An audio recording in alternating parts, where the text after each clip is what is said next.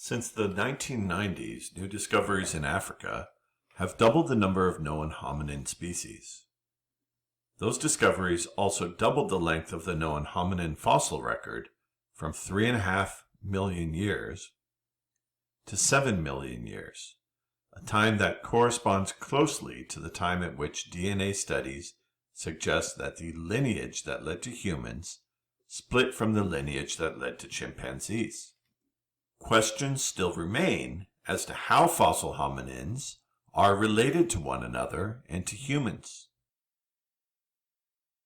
Most paleontologists agree that the hominin fossil record includes 7 genera: Sahelanthropus, Aurorin, Ardipithecus, Australopithecus, Paranthropus, Kenyanthropus, and Homo, and at least 20 species.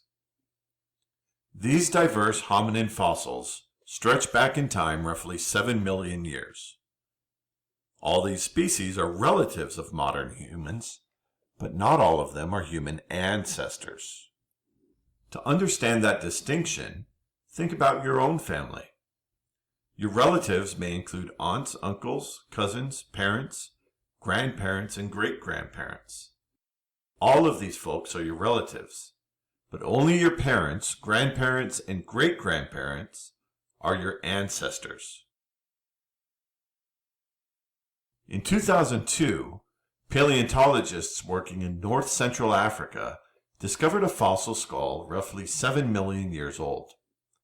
This fossil, called Sahelanthropus, is 1 million years older than any known hominin.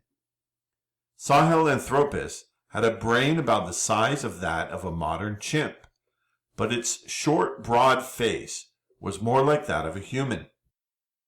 Scientists are still debating whether this fossil represents a hominin. Some early hominin fossil species seem to belong to the lineage that led to modern humans, while others formed separate branches off the main hominin line. One early group of hominins, of the genus Australopithecus, lived from about 4 million to about 1.5 million years ago. These hominins were bipedal apes, but their skeletons suggest that they probably spent at least some time in trees. The structure of their teeth suggests a diet rich in fruit. The best known of these species is Australopithecus afarensis, which lived from roughly 4 million to 2.5 million years ago.